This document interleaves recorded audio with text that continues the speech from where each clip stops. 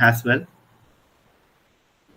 Fantastic, guys. So, welcome you all for the Space News bi-weekly session.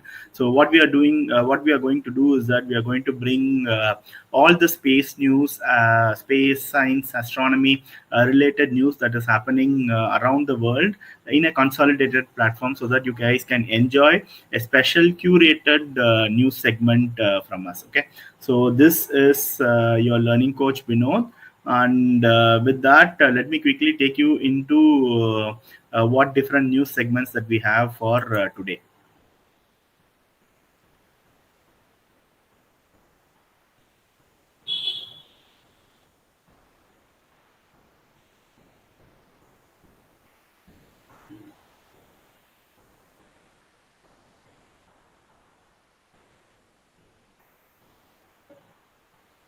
Okay. Guys, if there are anyone who can let me know, like, if the stream is good to watch.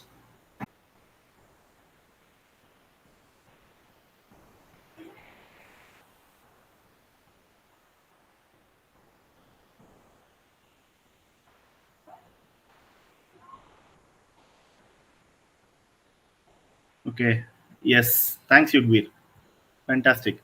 Okay, so we are going to start with the most awaited astronomy event, which is going to be the launch of the James Webb Space Telescope. Space telescopes play a huge role in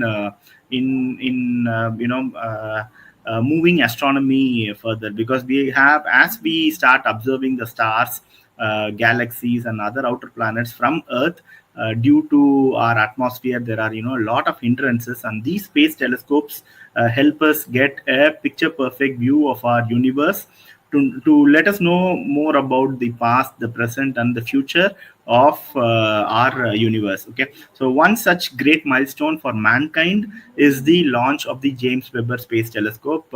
This is preceded by the Hubble Space Telescope, which is kind of like on and off creating a lot of issues in space. So this space telescope was supposed to be launched about 5 6 years back, but due to incessant delays, due to a very significant increase in the cost of production, so there had been a lot of delays in the launch of the Webb Space Telescope. And what has happened finally is that NASA has confirmed that the launch is going to happen on 22nd. Okay, but this news just came in about a few minutes back.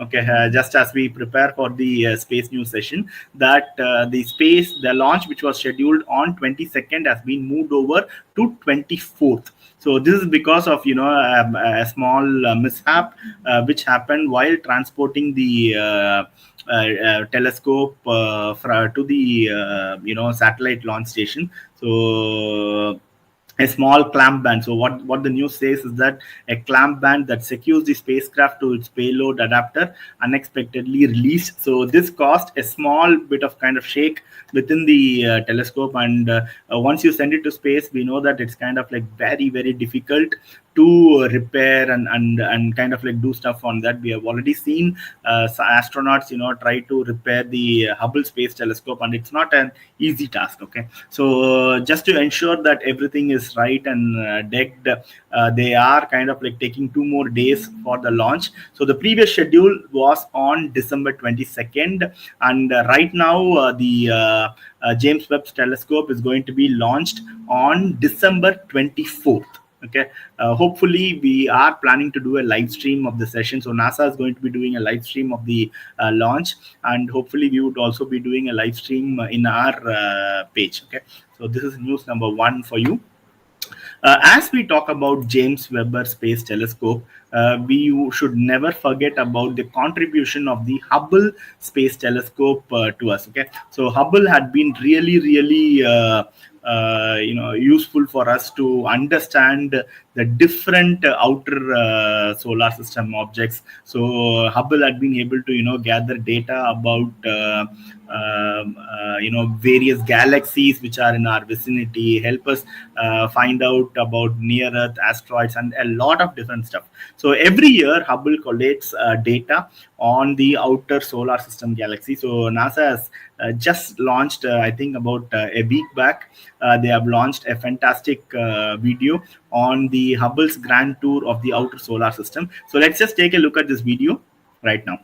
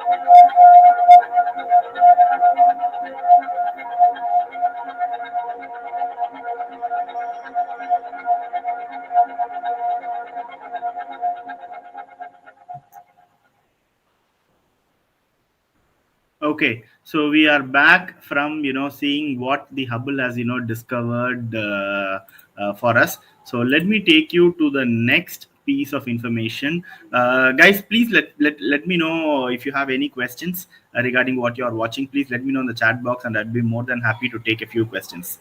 So the next one that we are talking about, the world had been talking about, is the mystery hut. So.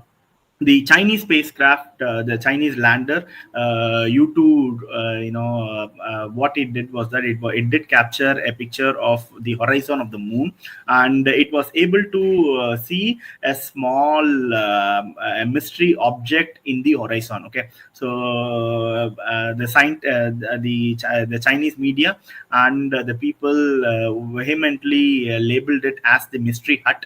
So because the object looks very very similar to that of a hut, and ever since this happened about 2 weeks back, and ever since then the Chinese spacecraft had been trying to go near to the hut and try to capture the image on be more resolute on what this mystery object had been. So the importance of this object, so most prominently this would be a large boulder or a rock, or stuff like that, which when looked from far away is looking like a hut. But in order to confirm, the U2 had to go near to the object and confirm. So why this object has gained a lot of significance is because of its prominence very close to the horizon. So probably land from the vantage point of the lander, okay, of the lunar rover, okay, the object had been very close to the horizon, so that it's looking a little bit more prominent. So as we all know that the moon has got a lot of boulders, lot of mountains, craters and stuff. So we do hope that this is not some kind of an alien object in there. So this is the thing. Why the U2, even though it has been kind of like 2 weeks since the object had been discovered and the world had been talking about the mystery hut, why we have not been able to get a close-up of U2 face in moon. Okay, so for instance, it is said that the U2 is a solar powered spacecraft. So it means that we all know that the moon is in synchronous rotation along with Earth. So between day and night, it would have a 14.5 days as day, and another 14.5 days as lunar night. So during lunar night, there won't be any kind of a sunlight, so it is not going to get charged. And it is also estimated that the midday in the moon, okay, since moon doesn't have an atmosphere, most of the midday time, so it's going to be really really really really hot. Okay, so they estimate that the midday time in moon is going to be about 127 degrees Celsius, and this midday is going to happen for a long period of time. So we all know that for us midday is about 3 to 4 hours, but on Earth the day has a 24-hour cycle. So whereas in the moon, the day and night has got a 14.5 day cycle. So the midday is going to be longer only during the sunrise and sunset. Okay, that's about 24 hours. So that's when the rover can operate freely, move around, find a trajectory, and then go by and check out what this mystery hut is going to be. So let me know in the chat box, what do you guys think this mystery hut could be? So what do you think this mystery hut could be? Really looking forward to see what you guys are answering in the chat. And the next thing that we are going to talk about is about South Korea and Australia signing an MOU on space cooperation. So many of you might be like, hey, a lot of countries do sign MOUs on space cooperation.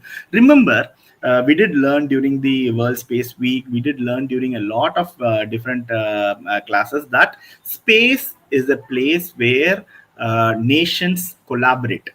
Okay, so space is not a place where nations compete. So space is a place where nations collaborate, nations cooperation, so between them and do things together. Okay, because space exploration is tough, space exploration is very costly, and space exploration cannot be done by one single nation. Okay, so it's so vast. So when South Korea and Australia, sign MOU on space cooperation, it means that more countries can come together. So even if we fight on Earth for various different parameters, so space is one place which can, unite us together. Okay. So a boulder, Srinath says a boulder. So Yugveer says, UFO. So Yugveer, we are all looking forward to see what this kind of a UFO could be. Okay, but mostly it should be some kind of a boulder or a mountain, a small mountain, or a crater, impact, or things like that. Okay, so what the South Korea and Australia have signed the MOU is for to improve their capacities in space, situational awareness. So this space situational awareness is kind of like any kind of distress that could happen to their country specifically because of outer space asteroids and stuff like this is the situational awareness. So Earth observation. So we use Earth observation to map out agricultural hazards, natural calamities. If there's going to be forest fire, which way the forest fire is going to move away, and stuff like that. Space traffic and debris management. So this is something that we are going to talk a little while later. So space traffic and debris management is about satellites, is about when satellites get destroyed in space. So how the debris is going to be managed, where the debris is going to fall off, and stuff like that. So this is a very, very important milestone that happened in December. Okay. So the next piece of thing that we are going to talk about is space tourism. So how many of you guys did hear about uh, Yusaka Maezawa? Okay, so this guy is a fashion billionaire. Okay, so has loads and loads of money, and I know that for the past 6 7 months we have been very, very bullish on a lot of space tourisms happening. Okay, we had the SpaceX do a commercial crew, and then we had Blue Origins from Jeff Bezos, and we also had Virgin Galactic from Richard Branson, all conduct a lot of commercial space tours. So what they do is that they take up, normal citizens who are able to pay a very, very hefty sum, and what they would do is that they would put them onto a spacecraft, take them to the edge of space. So we all know that the edge of space is about 100 kilometers from the surface. So take them to the edge of space, let them enjoy gravity, let them enjoy zero gravity space, and then bring them back out over here. So Yusaka had been the one of the person who had been doing who had been selected to do the space tour, and what really transpires from him is that this was not done by a US organization. So if we see, all of space tourism was majorly done by US organizations. We had SpaceX or Blue Origins, or the British owned Richard Branson's Virgin Galactic. But this was the first time that our Cosmos, the Russian space agency, stepped up and said, hey, we too have the capacity to send the civilians to space. And this had opened up a large opportunity for people who aspire to go to space, who otherwise, unless or until you are an astronaut, you would not get an opportunity to go to space. Now if you can earn well, so you can definitely book a trip to space. And this guy did something kind of like, really, really crazy. So what he did was that what he has gone to do in space, he's currently in space. Okay, so I think he's going to come back in another 5 6 days. So what he's going to do in space is that he's going to complete about 100 tasks in space, including playing a game of badminton in space. So I'm not sure how the game of badminton is going to look like. So maybe he's going to be the solo guy playing the badminton. So hit the rack, hit the cock, and then fly to the other area, and then hit it back. So I'm not sure. I'm really looking forward to see how that's going to happen.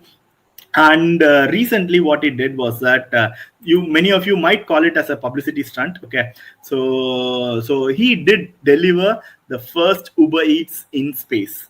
So Uber Eats is very similar to our Swiggy and Zomato that we have. So when we order food, we get it in to our home, okay, from the restaurant. So Uber Eats did a publicity stunt where they had the Japanese billionaire deliver an Uber Eats food to the astronaut. Okay, so imagine when we are in space, and if we really want to have a burger or a pizza, so all we need is astronauts and private billionaires to transfer them to us. So he had shared a fantastic video, okay, about it. So let's just check out that video right now.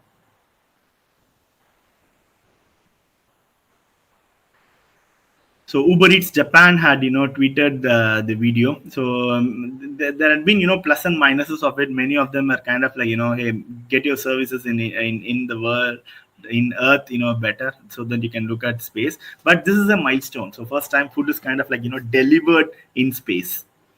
See, he's at the International Space Station. So he calls Uber Eats and gives it to the astronaut. So I'm pretty sure they won't be able to deliver burgers and fries and stuff like that. So probably canned food is what astronauts are allowed to have in there. So if you guys are in space, so please do let me know what kind of food you would like to get delivered. Let me know in the chat box. If you are in space, what kind of food you would like to get delivered.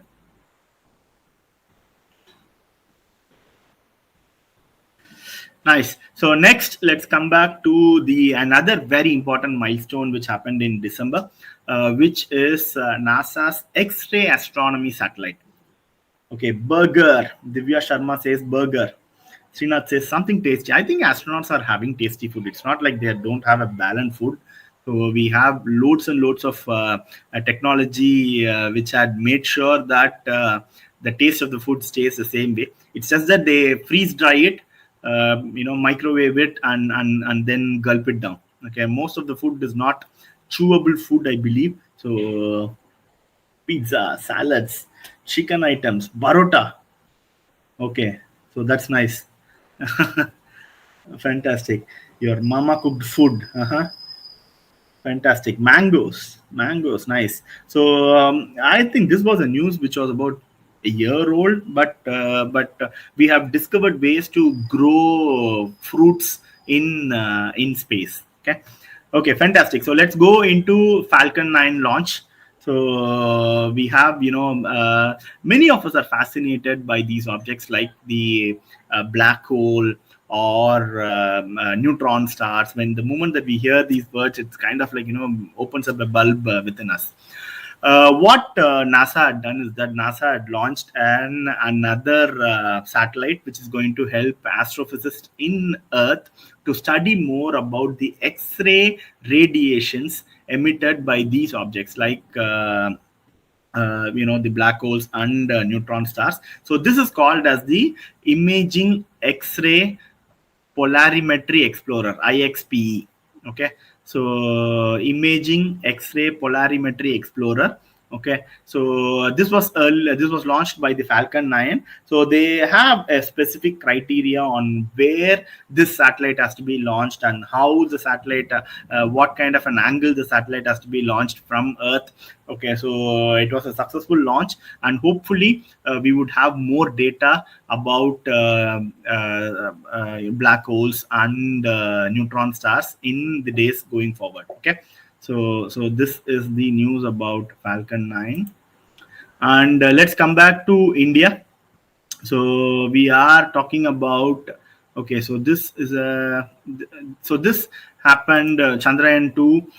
I did tell you guys about how countries collaborate in space. Okay, so this is a fantastic example. So last month, not last month, in the month of October, we had Chandrayaan 2 and NASA's LRO, so lunar reconnaissance orbiter, come as close to about 3 kilometers within the distance of each other. So this is a huge distance when it in space. Okay, so both the countries sat down together and they created a different course of maneuver for NASA India's Chandrayaan to avoid any kind of a close approach. So this is because recently we had Russia do an anti-satellite test mission. So what they did was that they were able to send a missile all the way from Earth and blasted a satellite in space. So this created a lot of debris, and it was kind of like condemned by many countries, saying that it is not good to go about it. But then Russia said, hey, we have that was a very old satellite, and we were very, very sure that it is not going to create any kind of a havoc. But then created a lot of panic, not just among citizens on Earth, but also for astronauts who are there in space. Okay, so in the International Space Station, so all the astronauts were advised to go sit in their launch dockets, be ready to be launched off from the International Space Station if the debris is going to come towards towards the International Space Station. We all have, many of us would have seen the video from Gravity, okay, where small debris would cause the International Space Station to explode and kind of stuff like that. So space is a very, very challenging place. So India and ISRO and NASA collaborated and said, hey, this is not going to create any kind of potential issue. So they did do a trajectory management issue and made the trajectory of Chandrayaan 2 to change. Okay. Another great news that happened a few hours ago had been the confirmation that the Parker Solar Probe had been launched by the European Space Agency, so and managed jointly by with NASA. Okay, so the Parker Solar Probe had had been the first man-made object ever to visit, okay, the corona of the sun. So we all know that the corona of the sun, that's the outer layer of the sun, which is kind of like not visible to our eyes, and we can see the corona of the sun only during the total solar eclipse, when the moon completely blocks the sun. So that's when we could see the corona, and the corona of the sun is kind of like the first man-made object to ever reach into the corona of the sun. So this actually happened in April. Okay, but we have been able to analyze the data and concretely say that the Parker Solar Probe had reached the corona of the sun only today. So this is kind of like a very, very astounding news because as I told you earlier, the first object ever, man-made object ever, to reach this close to the sun. Okay, so this is the Parker Solar Probe. Okay, celebrating the 75th Independence Day. So, as a gift for the 75th Independence Day, the Space Minister of India, so the Minister of State in the Department of Space, Mr. Jitendra Singh, had announced that ISRO will try to send the crewed mission, the Gaganyaan crewed mission in 2022. So before the crewed mission, a couple of uncrewed mission is going to be sent to the moon. So, but then we are kind of like 2022 is going to be very special for ISRO as we try to do the crewed mission and send Indian astronauts into space from Indian soil for the very first time. Okay. Today, Parker Solar Probe touched the sun. It's not touched the sun. Okay. What it has done is that it had entered the area which is called as the corona of the sun. So if it's going to touch the sun, I'm pretty sure no man-made object can withstand that kind of a temperature. Okay, superb. So the next one is the Blue Origin, another space company like SpaceX, launches first 6-person New Sheppard suborbital flight. So what's really interesting about it is that Alan Sheppard had been the first American to go into space, and we had his daughter, okay, being part of this space mission. So we had where her name was very, very good. Yes, Laura Sheppard. Okay, Laura Sheppard Churchley is the eldest daughter of Alan Sheppard, the first American in space. So this was kind of like a very proud moment. Okay, when the daughter of an astronaut, becomes a commercial crew person to go to space. Okay, so she was not an astronaut. So she was a commercial crew person to go to space. So along with us, there were other commercial people. So we had, Michael Strahan. So he's a professional football player, okay, and a television host. And he had been providing updates on his training for the flight for ABC's Good Morning America. So if you can Google Good Morning America show in YouTube, you should be able to find a lot of updates, like what kind of trainings that civilians would go through in order to go to space and kind of stuff like that. So this was a very, very important flight. So the reason, of course, for Blue Origins, this kind of like important. Jeff Bezos has been betting a lot on space tourism. So he says that we're going to make space tourism accessible for people. So anyone with an aspiration to go to space, if you could earn good, if you had good money, you can go to space now. So this what they did was that all 6 guests, Okay, where space tourists. So we also had the first parent-child combination to go to space together. Okay, all of them are wealthy people, but for instance, okay, so this is kind of like a new 2021 had been. So we have come to the last piece of news.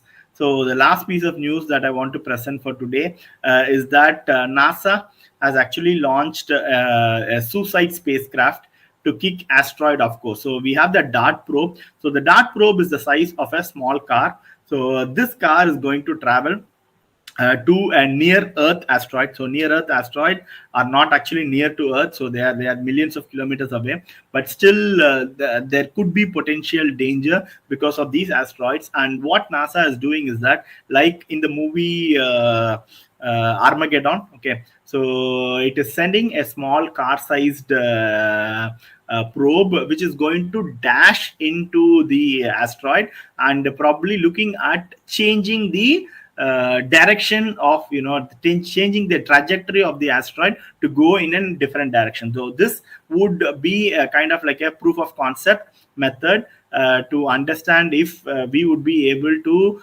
stop, or we'd be able to divert any potential asteroid threats that we may have in the future. So this is a very, very important milestone. And this asteroid, this DART spacecraft is going to reach to the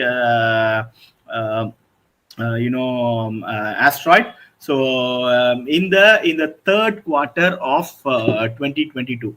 So we can look out for exciting news to see if such a kind of an experiment is possible, will bring success to NASA and to mankind. Okay, so this is so with that we have come to the end of the sector.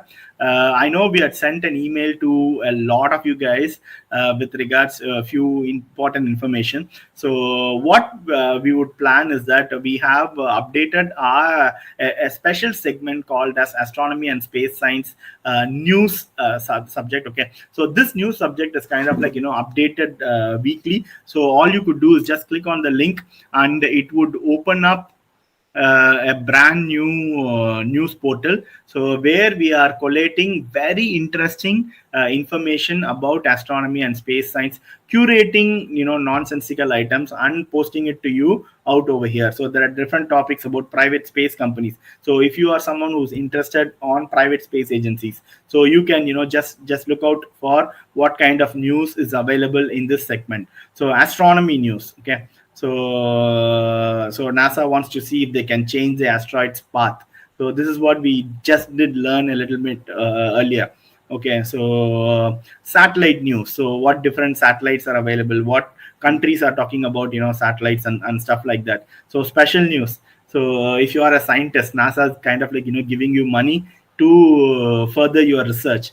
So everything is kind of like available in you. So we are going to bring in more news. We are going to add more segments to it. So please do follow the page. So very simple. We have already shared the link with you. I'll share the link one more time in our in this page as a comment, and you guys can see the news well and good from there. And also another thing that I wanted to keep you guys informed is that on the 26th of December, we are going to play a Kahoot game.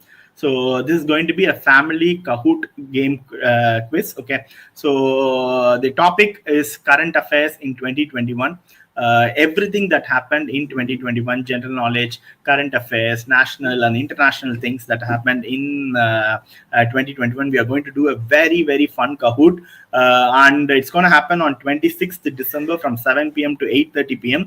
The registration fee is 99 rupees, and we are going to give prizes worth 10,000 rupees to the people who are going to be there in the leaderboard. So we already have about 230 people who have registered for the year-end mega Kahoot show. So really looking forward to see you guys on 26th. So do join us then. We are going to have another session of the space news because it's going to be bi-monthly at the end of this month. Looking forward to seeing you with more exciting news. So before that, if you guys have any questions for me, I'd be happy to take a couple of questions and then we could end this session. How NASA got Okay, so Nagendra Reddy has got a question like why NASA will use okay, let me just show that question for you. So, why NASA will use 14,000 crores for launching a rocket, but why SpaceX will take only 14 crores for launching a rocket? So, I don't think SpaceX is going to take 14 crores. So, it is going to take more. For instance, the Falcon 9, which launched the NASA's X-ray astronomy satellite, SpaceX won for a bid of $50 million. So, that's about 350 crores. So it's not a simple thing. So what SpaceX has specialized in is reusable rockets. So which is kind of like bringing down the cost of sending rockets into space.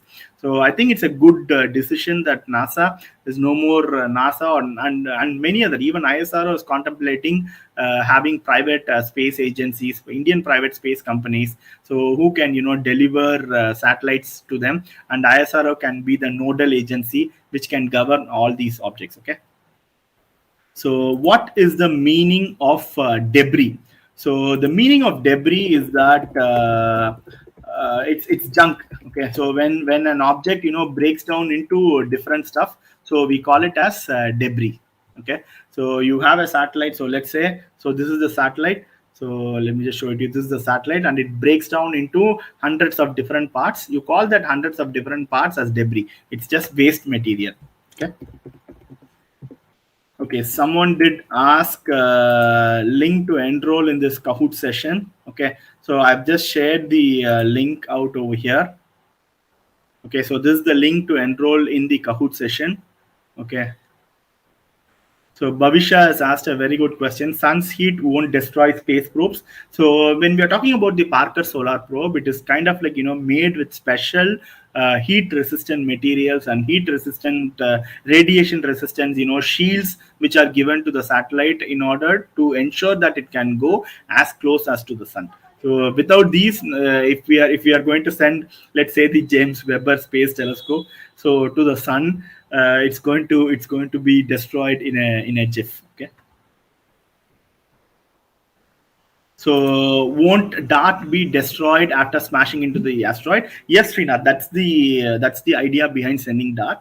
So we are really looking forward to see, it's a small experiment. So if that can be done, imagine the next time that a large asteroid it comes into a collision course onto Earth, we can laden it with a car full of atomic bombs, send it out over there, destroy it, make it break down into small different pieces, make it go into different areas. Okay, so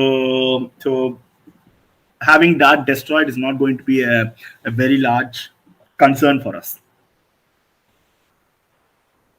So how NASA got water in moon? So I don't think they have discovered liquid water in moon. Okay, there are ice caps, so lunar ice caps are there. So but we have not discovered liquid water in the moon yet. Can we land on the sun in the future, Bhavisha? So the sun is a plasma, so there's no surface in the star to land. Okay, so I don't think this is going to be possible even in the future. So maybe I don't know if you guys look at it. We did launch a video called book recommendation. So next video coming up is a TV serial recommendation. It's called as Doctor Who. Okay, if you guys have not watched it, take time to watch Doctor Who.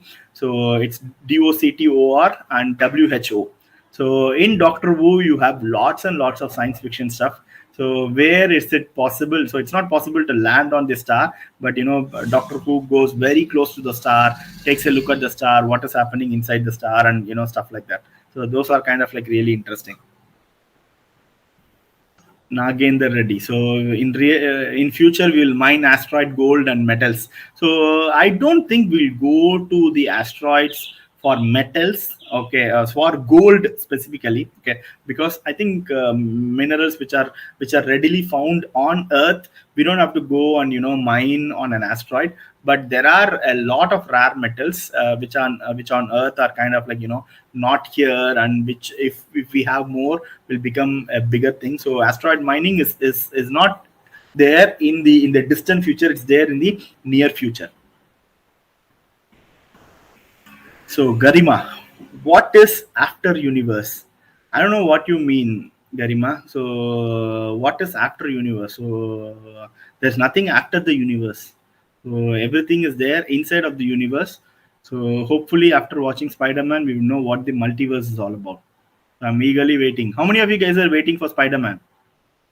Let me know in the chat box. So, Roshida. So the Vayomitra robot launch. So I am this was launched about a year ago, I believe. Okay. So I'm not sure why we are going to talk about it now.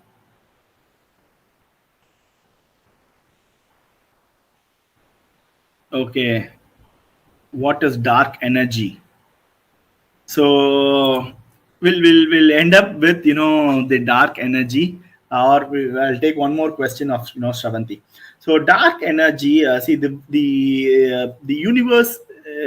What we had known of the universe is just 5%. So the rest 95% of our universe is kind of like unknown to us.